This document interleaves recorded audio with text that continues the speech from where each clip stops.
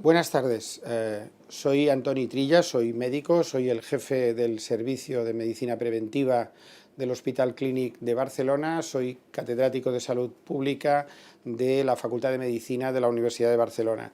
Antes de empezar esta sesión de streaming, quiero saludar a todas las personas del grupo BBVA que nos han enviado muchas preguntas, la verdad es que muchas preguntas y dudas, intentaremos resolver la mayoría hoy, si no podemos por el tiempo que ya les anuncio que desafortunadamente para los que trabajamos en hospitales es muy limitado, pero si las que nos queden pendientes ya las resolveremos.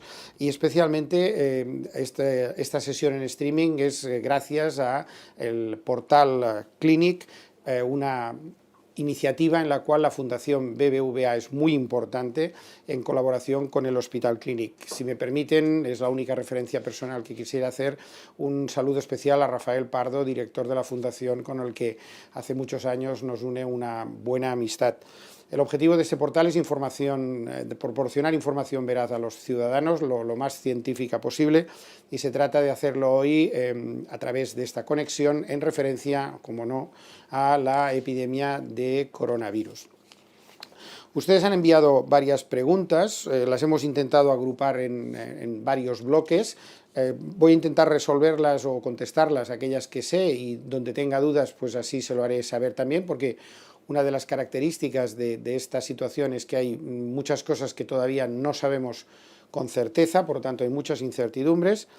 Vamos a empezar con las medidas de prevención del contagio.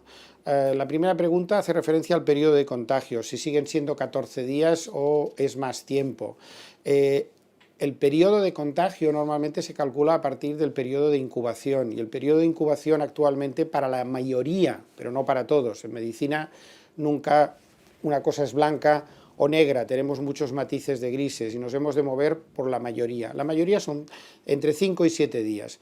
El doble de esto son 14 días, por lo tanto se mantiene esta cifra de 14 días como periodo de incubación. Alguien puede salir de esta cifra y llegar a los 20 o 21 días, por supuesto, pero la mayoría son 14 días. La siguiente pregunta es una de las preguntas importantes porque complica notablemente el control de esta epidemia, que es si las personas sin síntomas, por tanto personas que están perfectamente bien, pueden transmitir el virus. La respuesta es sí. La respuesta a esto es habitualmente una pequeña proporción del total de personas. La mayoría de las personas transmitimos la infección cuando tenemos síntomas, cuando tenemos fiebre, cuando tenemos tos, pero es cierto que una minoría, que no podemos cifrar, pero que probablemente debe situarse por debajo del 5, quizás 7%, pueden transmitir la enfermedad antes de empezar los síntomas, especialmente en las últimas 24, 48 horas antes de iniciar los síntomas. La tercera pregunta es derivada de esta. ¿El riesgo de contagio es mayor si se tienen síntomas? En principio sí, pero la carga viral que hay justo antes de empezar estos síntomas ya es suficientemente alta como para que pueda contagiarse, como hemos comentado, justo antes de los síntomas. Pero la mayoría es un contagio con síntomas, más síntomas significa habitualmente más carga viral. Esta es una pregunta que, mire que me han hecho preguntas hasta ahora sobre esto, pero esta creo que es la primera vez que me lo hacen, ¿no? Dice, si una persona está haciendo deporte y suda, ¿es más fácil el contagio? La respuesta es no especialmente por el sudor, la respuesta es no. Esto se transmite por la respiración, por hablar, etcétera, etcétera, y por el contacto. Por lo tanto, es cierto que una persona que está haciendo deporte respira más rápidamente y probablemente pues, tiene un ritmo cardíaco también más acelerado, pero el riesgo de contagio sigue siendo el mismo. Por decirlo de forma gráfica, si ahora no podemos, pero si hacen ustedes deporte por parejas y dos personas corren a 2 metros de distancia, por mucho que suden, el problema está en que se acerquen y respiren o hablen uno con el otro directamente. ¿Es recomendable el uso de guantes desechables? La respuesta es no, si no hay una necesidad, por ejemplo, en sanidad o de manipular alimentos, etc. La mejor manera es lavarse las manos antes, durante, después, otra vez después y todas las veces que hagan falta. Y lavárselas con agua y jabón, siguiendo una técnica relativamente sencilla, y especialmente importante es el tiempo de lavado. Todos tenemos tendencia a poner las manos debajo del grifo, echar un poco de jabón, aclararlas y ya está. Hay que estar mínimo 30 segundos frotando bien las manos, frotando los dedos, frotando las palmas, frotando los pulgares, etcétera, etcétera, para poder conseguir un lavado eficaz. Y el agua y el jabón, por diferentes propiedades químicas, son perfectas para poder sacar el virus de nuestras manos y eliminar el riesgo de contagio a partir de las manos. Nos podemos contagiar a través de las mascotas. Este es el objetivo del artículo que he publicado hoy en La Vanguardia. Tengo una columna diaria para ir informando un poco de cómo va. Yo tengo una mascota, soy muy amante de los perros. No hay ningún riesgo de contagio del perro o del gato o de lo que sea a las personas. Hay una famosa noticia de que un perro en Hong Kong se infectó y lo más probable es que se infectara a partir de su dueña, que sí que tenía la enfermedad. Dicho esto, como esta enfermedad hay cosas que no sabemos todavía de forma exacta, hay que mantener una norma básica de prudencia, que es lavarse las manos antes de tocar las mascotas y volverse a lavar las manos y volvérselas a lavar después de tocar las mascotas, pero nada más. En caso de dar positivo, ¿qué medidas de prevención se recomiendan para no contagiar al resto de la familia? Pues hay que tener en la cabeza que la idea es mantener la distancia, este famoso 1,5 metros, 2 metros si quieren, de seguridad, e intentar no compartir en ninguna estancia, dormir en una habitación individual, bien ventilada, si es posible utilizar un baño propio y limpiarlo luego con lejía y 4 cosas más, e intentar organizarse la vida, que muchas veces no es nada sencillo, como si vivieran en el mismo piso, pero en pisos distintos, de manera que no coincidan en ninguna situación. Oiga, ¿y cómo lo hacemos para comer? Pues ustedes saben más que yo de cómo se organizan las familias. La parte de la familia no contagiada puede comer primero, se retira a la mesa y todos se van a otro sitio a ver la tele y se avisa a la persona contagiada que salga de su habitación solita, no se mezcla con nadie más, come y ya está. Es decir, hay que evitar el contacto físico. Si trabajamos cara al público y nos exponemos a varias personas con el virus, ¿tendremos la enfermedad más grave por mayor exposición? La verdad es que no, es decir, la exposición no sabemos cuál es. Si ustedes atienden a 50 personas y ninguna está infectada, no tendrán ninguna exposición. Si las 50 personas están infectadas, no sabremos cuál de ellas les puede contagiar, pero se contagiará una vez. Y esto depende de la distancia y de las medidas de seguridad que les decía. Un contacto de corta duración, 5, 10, 15 minutos, pongamos quizá hasta 20, 25 minutos, a una distancia de seguridad de 1,5 metros, sin ningún tipo de protección, es una garantía de que el riesgo de contagio es muy, muy, muy bajo. Si además utilizan una mascarilla porque están mucho más próximos o porque tienen que hacer algo mucho más cerca de las personas, pues el riesgo también se reduce, pero no hay que fijarse tanto en las mascarillas y en los guantes, porque a veces nos ponemos guantes y no nos lavamos las manos. A veces nos ponemos mascarillas y dejamos media nariz al aire o no ajustan bien. Lo más importante es la distancia física, esta es así. Si es 1,5 metros, 2 metros y nos lavamos frecuentemente las manos, el riesgo de contagio es muy bajo o bastante más bajo, ¿no? Desplazamiento hasta nuestro lugar de trabajo, pues creo que ahora en estos días no hay mucho desplazamiento al lugar de trabajo. Aquí en Cataluña por lo menos se recomienda que viajes solo.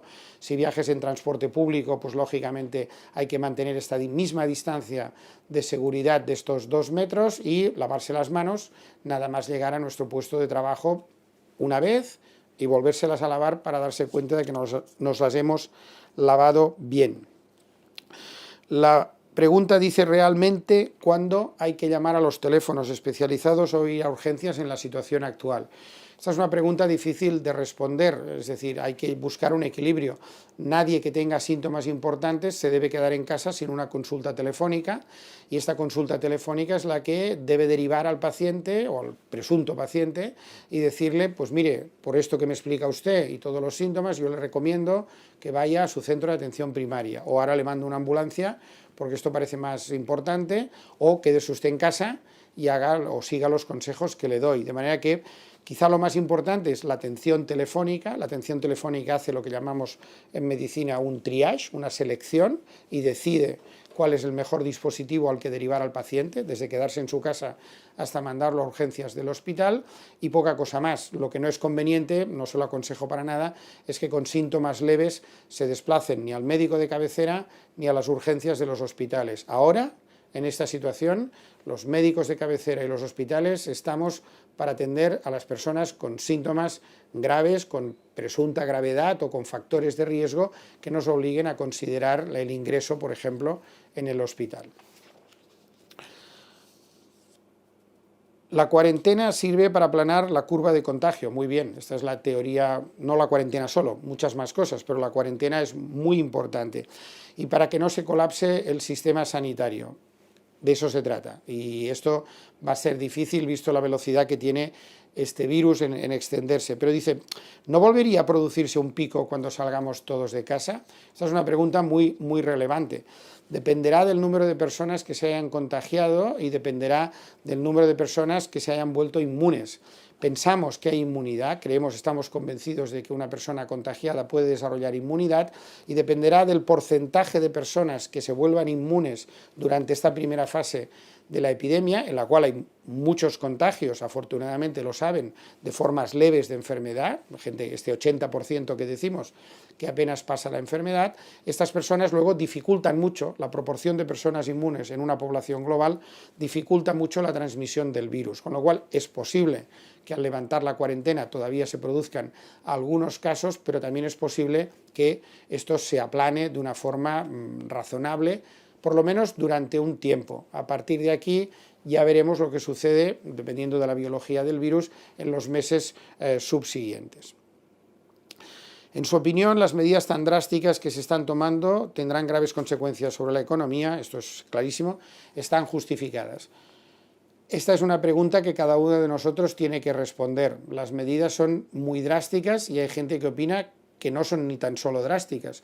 O sea, hay gente que está pidiendo que vayamos a un modelo chino prácticamente, o sea, de parálisis del país. Mi opinión personal es que es imposible y además probablemente no es ni tan solo bueno paralizar completamente un país. Entre esto y el intentar hacer todos durante los días que se nos pida, que ya les digo que serán más de las 2 semanas iniciales. Calculen que con suerte la semana siguiente y a lo mejor hasta después de Semana Santa mantenemos las mismas medidas. Es muy difícil, ojalá me equivoque, que esto baje o se aplane de forma que nos podamos no relajar, pero sí pensar en levantar este tipo de medidas. Es verdad, hay que buscar un equilibrio. La salud es muy importante y si conseguimos aplanar la curva, probablemente el sistema sanitario aguantará mejor este fuerte embate por parte del virus. Tendrá consecuencias económicas, seguro, consecuencias económicas muy importantes.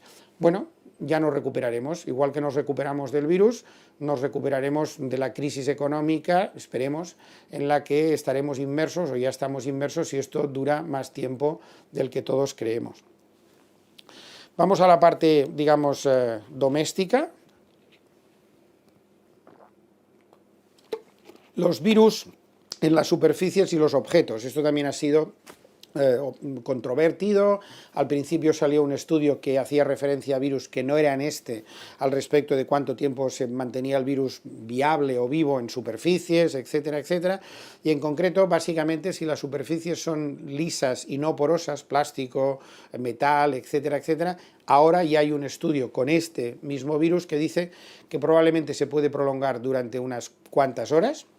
Es verdad que la carga viral al principio es alta, pero que después con el tiempo, por problemas físicos y químicos, el virus va perdiendo esta capacidad infecciosa, de manera que no se mantiene la misma carga. También se mantiene en el aire, tal como sabíamos, porque esta es la forma habitual de transmisión, aunque también las gotas, por humedad y por física, acaban cayendo y son precisamente las que contaminan las superficies. Sí sabemos que en la ropa no persiste durante mucho tiempo, en superficies porosas, y que lavar la ropa con normalidad es suficiente para acabar con el virus, igual que hasta cierto punto nos da relativamente igual cuánto tiempo persiste en las superficies, porque el truco para no tener este problema es simplemente limpiarse las manos, limpiar la superficie y volverse a limpiar las manos. Doctor, en este sentido insisten mucho en si perdura mucho el virus en monedas y billetes. Es comprensible en un banco, aunque yo creo, si me permiten, no me preocuparía tanto de los billetes. Los billetes también es lavarse las manos, no es una cosa que pueda transmitir especialmente este virus. Si se fijan, les he dicho antes que lo importante son las superficies lisas, no porosas. Para entendernos, persiste más en una tarjeta de crédito. Por lo tanto, si ustedes manejan tarjetas de crédito que no son suyas, que creo que no, porque ya les vemos poco, todos vamos a los cajeros con las tarjetas, esto es una buena cosa para reducir el riesgo de transmitir infecciones. Los billetes poco, hay que lavarse las manos, poco nada, la transmisión. Las tarjetas de crédito sí que podrían ser una fuente donde persistiera algo más tiempo el virus. Las compras online son peligrosas, hombre, depende uno de lo que compre, lógicamente, ¿no? Básicamente, pero a partir de aquí, ¿hay virus en el paquete? No razonablemente, es cartón, estas superficies son porosas, pero de nuevo lo mismo, es que no sé si el paquete viene contaminado. Pues muy bien, lávese usted las manos, abra el paquete, vuelva a lavarse las manos antes de tocar el objeto que hay dentro del paquete y deseche el paquete y lávese las manos. Oiga, 3 o 4 veces lavarme las manos para abrir un paquete, pues sí. Aunque me ha dicho que no hay virus, bueno, perfecto, pero mejor lavarse las manos, ¿no? Comer alimentos porque puedan contener el virus en su superficie. Bien, no tanto porque alguien los haya tocado en el supermercado, esto parece bastante menos probable, sino es la misma situación de proximidad. Si yo estoy comiendo a corta distancia con alguien y esta corta distancia es suficiente para que mis secreciones, que estoy infectado, lleguen al plato del vecino que está a 50 centímetros en una barra, por ejemplo, podría ser que el alimento se contaminara y en el momento de tener contacto con las mucosas pudiera contaminarse. Es poco probable, no es el mecanismo habitual de transmisión, hay que considerar que el alimento es una superficie, si estuviera muy caliente pues esto es todavía menos probable, pero la solución de nuevo sigue siendo la misma, no compartir mesa, estar a una distancia suficiente de una persona que sabemos, por ejemplo, que puede estar infectada o que está infectada. Vamos a la parte médica, los síntomas y signos. Dice, ¿siempre se tiene fiebre cuando tienes coronavirus? La verdad es que no. El 80-85% de los casos tienen fiebre, no demasiada fiebre, no se crean tampoco que la temperatura sube mucho, pero hay un 15-20% de personas que pueden no tener fiebre. Los otros síntomas más frecuentes son una tos seca, una tos sin producción de esputo, malestar general, dolor de cabeza, dolor de garganta y poca cosa más como preguntaban, Si soy asmático, ya sé los síntomas que tengo, cuando me falta el aire, cuando empiezo a oír las sibilancias, que llamamos nosotros, los pitos, cuando tengo un posible ataque de asma. ¿Cómo puedo saber si tengo coronavirus? De entrada no lo puedes saber, pero si esto es un ataque de asma clásico, es un ataque de asma. Y si tiene fiebre y entonces la cosa se complica y empieza a tener sibilancias, los pitos, pues entonces tiene que consultar obviamente con su médico para que decida cuál es la mejor opción para gestionarlo, ¿no? Fiebre baja y tos son motivo suficiente para pedir el test de coronavirus. En principio sí, si se dispone de pruebas suficientes, cosa que en estos momentos en determinados lugares de España ha sido un problema en los últimos días, ahora parece que nos estamos ya recuperando, hay que hacer la consulta telefónica o la consulta a las apps, en varias comunidades autónomas hay una especie de autodiagnóstico que te dice mejor que llame a los sistemas de atención domiciliaria y te pueden recomendar hacer la prueba con estos síntomas, 37,5 y tos. Para aislarse y dejar de ir a trabajar, de entrada si le recomiendan hacerse la prueba es que sí, seguro, y si no, en las actuales circunstancias también lo más recomendable es que una persona que tenga síntomas, si no está ya en su casa, se quede en su casa, esté aislada por precaución y por lo tanto tampoco debería acudir a trabajar. Lo consultan con sus jefes o con los servicios de prevención de riesgos laborales, pero en principio una persona con síntomas y más en esta época que estamos confinados, la mayoría de nosotros es mejor que aumente las medidas de autoprotección.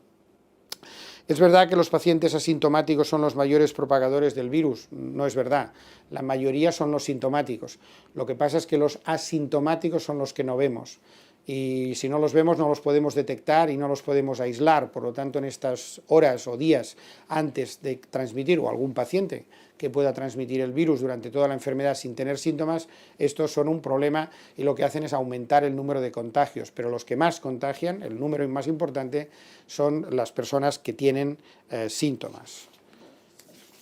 Embarazadas, bien, las embarazadas siempre son una preocupación especial para todos nosotros y obviamente para toda la sociedad, ¿no?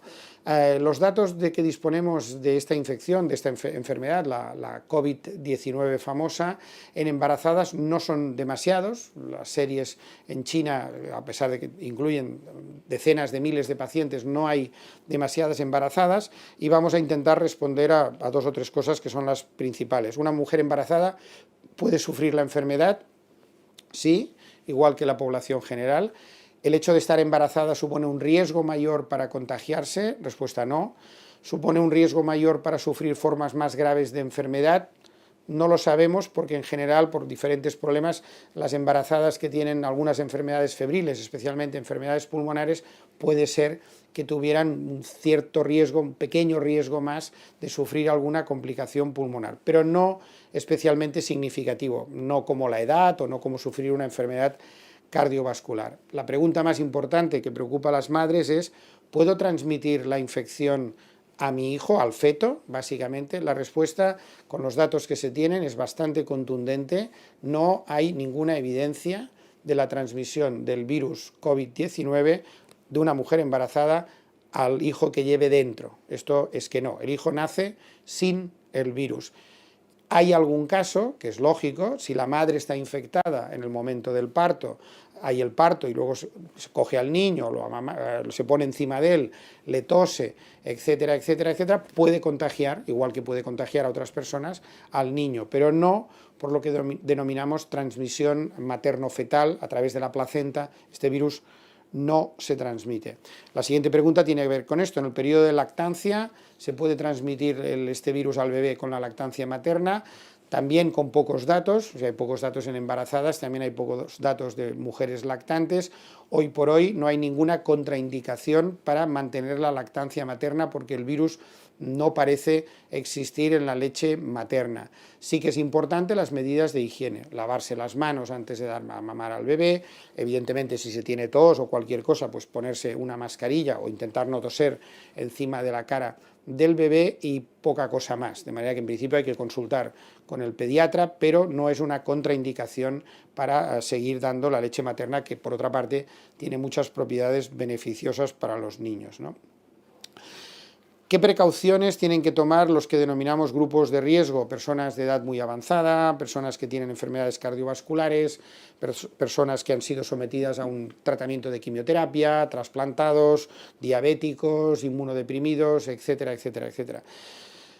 Las precauciones especiales, yo, si quiero ser, y me gustaría ser muy pragmático, son las mismas que toda la población general, mucho más estrictas y mucho más exageradas.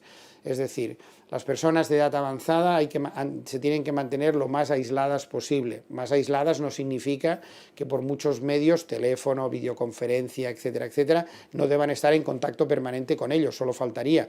Y si hay que llevarles algo, se lleva. Y si se abre la puerta y le tienes que dar una bolsa de pan, pues a 1,5 metros de distancia y estando poco tiempo, mucho mejor. Sí que es verdad que reuniones familiares con personas de edad avanzada o personas de riesgo, todo esto formalmente desaconsejado, ya no podemos técnicamente, pero porque estamos cuarentenados o estamos todos, se nos recomienda quedarnos en casa, pero yo diría que en este grupo de más riesgo, más precauciones, las mismas precauciones, pero más estrictas, más exageradas si quieren, durante el tiempo que dure esta situación, ¿no? El protocolo previsto para los casos leves, pues también dependerá de cada comunidad autónoma, pero entiendo que en Madrid y en Cataluña es lo mismo, quedarse en casa 14 días y preguntan y ya está. 14 días aislado y ya está. 14 días en casa no significa hacer vida normal. Si estás con síntomas así, es que no saben lo que tengo, ni siquiera saben si tengo esto, correcto, pero hay que aislarse. Cuando volvamos a poder hacer pruebas, cuando tengamos capacidad de hacer de nuevo las estrategias que recomienda básicamente la OMS en esta situación, podremos afinar un poco más. Pero hoy por hoy, una persona que le recomiendan es posible que tenga esto, se tiene que ir a casa y se tiene que aislar como si lo tuviera. Recuerden, si intentamos parar esta epidemia, no es tanto ya primero, no es vienen de fuera y nos contagian, nada. Estamos aquí con el virus conviviendo con él, el problema es que no nos contagiemos unos a otros y la manera mejor de no contagiarnos unos a otros es pensar que cada uno de nosotros está ya contagiado, para entendernos, y hacer todos los esfuerzos para no contagiar a los demás. Este es el marco mental para intentar entender por qué tenemos y por qué estamos recomendando hacer todas estas cosas, para reducir los contagios, ¿no? Fundamentalmente. Bien, casi estamos, si me permiten.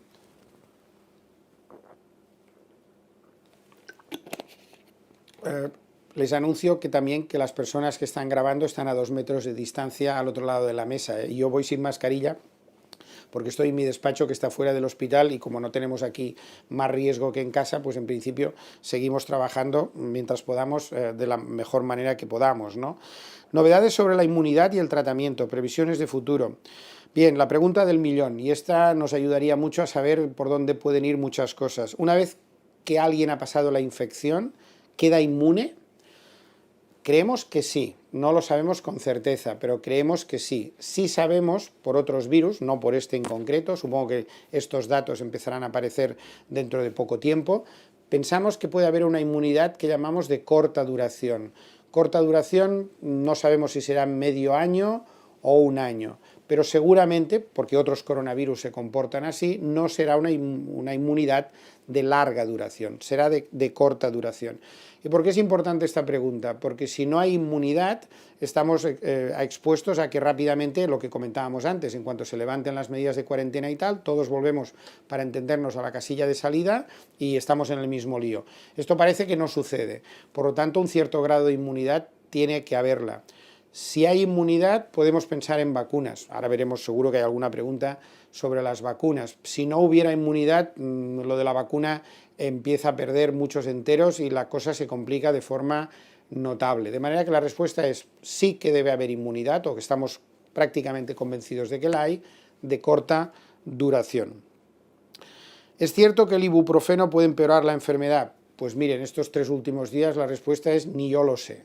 Unas agencias dicen que sí, otras agencias dicen que no, otras que depende. Bueno, como todo, aquí hay una alternativa para la mayoría de la población, tomar paracetamol en lugar de ibuprofeno. Si alguien toma ibuprofeno, en absoluto piense que lo siguiente que va a hacer después de tomarse la pastilla es infectarse por el coronavirus.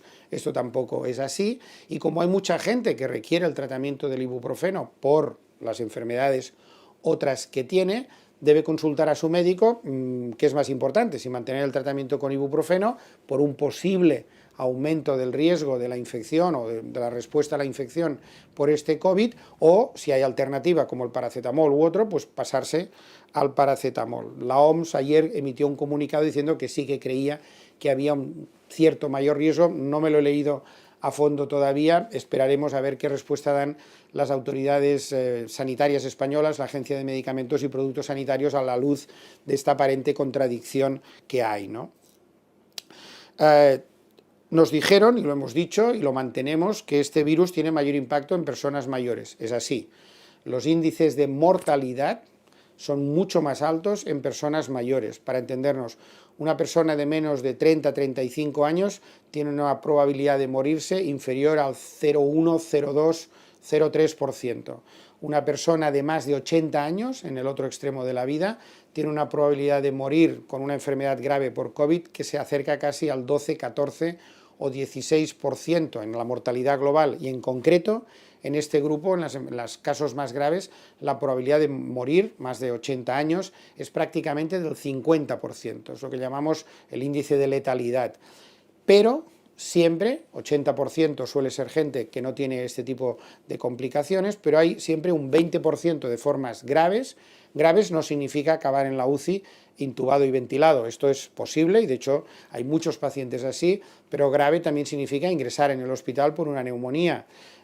Pueden ser personas jóvenes enfermas o personas jóvenes sanas. Siempre habrá alguien, y el porcentaje es pequeño, pero cada uno tiene nombre, apellidos y familia, que pueda tener una enfermedad grave estando previamente sano. En esta infección sucede exactamente lo mismo. El virus está mutando y da cada vez lugar a infecciones más graves. Los virus siempre mutan, pero las mutaciones que hacen normalmente son mutaciones pequeñas, adaptativas, que no tienen una especial trascendencia. De hecho, la contraria a esta pregunta es más probable. Conforme el virus va mutando, se va adaptando mejor a la especie humana y de hecho lo que más le interesa al virus es transmitirse fácilmente y no causar una enfermedad muy grave. El resfriado común es un buen ejemplo. Nos contagiamos muchísimas millones de personas cada año, no nos produce nada más que 5, 6, 7 días de malestar general, pero no nos mata. Esto para el virus es fantástico porque se puede ir propagando muy fácilmente. No necesitamos, créanme, no necesitamos que el virus mute para que se vuelva más letal. Este es un muy mal bicho, especialmente para las personas de mayor edad, y ya tenemos bastante con lo que tenemos. No hay ningún dato que haga pensar que estemos asistiendo a una mutación que tenga una mayor gravedad o una mayor letalidad. Con el virus natural y sus pequeños cambios, para entendernos, ya tenemos bastante. ¿Es cierto que el virus desaparecerá en verano? No lo sabemos. Es bastante probable que el calor ayude a reducir el número de casos, esperemos todos que esto sea así, especialmente en un país como España, donde seguramente las condiciones de temperatura ya mejorarán a partir de dentro de pocas semanas. ¿Podemos ir haciéndonos a la vida de que para junio ya podremos volver a llevar una vida normal? Si me permiten, después de esta epidemia costará mucho volver a llevar una vida normal y creo que hasta cierto punto, si la superamos bien, es bueno que no volvamos a una vida normal. ¿Y qué significa esto? Que pensemos cosas que a lo mejor no hemos de seguir haciendo, el uso del teletrabajo, la telemedicina, muchas cosas que hemos tenido hoy que correr y ver cómo lo teníamos para poder no improvisar, pero sí actuar con de esto. Las reuniones presenciales probablemente se pueden reducir, los hábitos de higiene tendrán que mejorar, volveremos a la vida normal, sin duda, pero convendría también una cierta reflexión de, por ejemplo, las cadenas de producción. Saben ustedes que uno de los problemas graves que tenemos es que no tenemos suficiente material sanitario porque se fabrica precisamente, mayoritariamente en China. ¿Nos podemos permitir ser tan interdependientes unos de otros que algo pasa en un país y luego resulta que las consecuencias las pagamos todos 2 meses más tarde? Una cierta reflexión será buena, especialmente, y si me permiten, aunque esto dirán, hombre, barre para casa, toca. Hay que reforzar el sistema sanitario, hay que reforzar e invertir en investigación, en métodos tecnológicos para hacer mejor el seguimiento de contactos, en los servicios de vigilancia. Esta no será la última epidemia, afortunadamente, han habido muchas epidemias a lo largo de la historia. Cuando venga la siguiente, que no tenemos ni idea de cuándo vendrá ni cómo aparecerá, pero seguro que habrá otra epidemia en el futuro, tendremos que estar todos más concienciados, y más preparados. Y la última dice, ¿en cuánto tiempo se tendrá una vacuna? Pues en teoría, haciendo caso a los plazos que tenemos establecidos para que se pueda demostrar que la vacuna es segura y que la vacuna es eficaz, en el mejor de los casos estamos siempre hablando de 12 meses, quizá 18 meses. Pero si esta enfermedad avanza de forma rápida, también avanza de forma muy rápida el conocimiento y, por otra parte, la información. La información, créanme, si me permiten un consejo, ahora continuaré hablando de la vacuna, es intenten desconectar de la avalancha de información que tenemos, intenten desconectar de los WhatsApps, que esto es cierto, mira lo que dicen, ahora fíjate, ahora viene una teoría por aquí, ahora viene otra teoría por allá. Se puede uno fiar más o menos de las autoridades sanitarias, y las autoridades sanitarias, como todo el mundo, cometemos errores, pero hay que fiarse de las fuentes oficiales, hay que fiarse de la ciencia, son los que tienen todos los datos, son los que mejor pueden interpretarlos y después dar las recomendaciones, y se lo digo porque ayer y hoy han salido 2 noticias de que en China ya estaban a punto de ensayar la vacuna. Esto es si fuera una noticia, sería la noticia mejor, independientemente de cómo acabe este prototipo de vacuna, pero es extraordinaria la rapidez, tanto una compañía norteamericana que dice que también cree tener un compuesto que puede acabar siendo una vacuna. Estas son buenas noticias, pero son noticias del primer capítulo. La historia de la vacuna debe tener 6 o 7 capítulos como mínimo, si es segura, si es eficaz, cómo la vamos a administrar, cómo se va a fabricar, las garantías de calidad, cómo la damos. Estos capítulos no se pueden saltar, no se puede leer el final de la novela porque la vacuna se pone a personas sanas y por lo tanto tenemos que garantizar que no produce ningún daño y que protege de esta enfermedad. ¿Tendremos vacuna? Creo que sí. ¿La tendremos para esta temporada? Con toda probabilidad, no. Por lo tanto, el mejor consejo que les puedo dar antes de despedirme es quédense en casa, no se contagien unos a otros, piensen que están contagiados y lo que tienen que hacer es no contagiar a los demás, tómenselo con calma, tengan mucho ánimo, sé que es difícil, intenten ayudar a que el sistema sanitario no nos colapsemos y que por tanto podamos dar la atención suficiente a las personas que más lo van a necesitar, que lo están necesitando ya. Muchos ánimos entre todos y la vida volverá a la normalidad en algún momento y esperemos estar todos no, pero una inmensa mayoría de nosotros aquí para poderlo seguir celebrando. Me gustaría, doctor, con estos últimos consejos, pues transmitirle que nos han dicho desde el grupo BBVA, pues que le traslademos el agradecimiento por su disponibilidad y por este encuentro digital y que les ha resultado muy útil. Me alegro. Tenemos todos muchas dudas, no se crean. Esperemos que poco a poco las podamos ir resolviendo. Mucha suerte a todos, mucho ánimo y de nuevo, muchas gracias.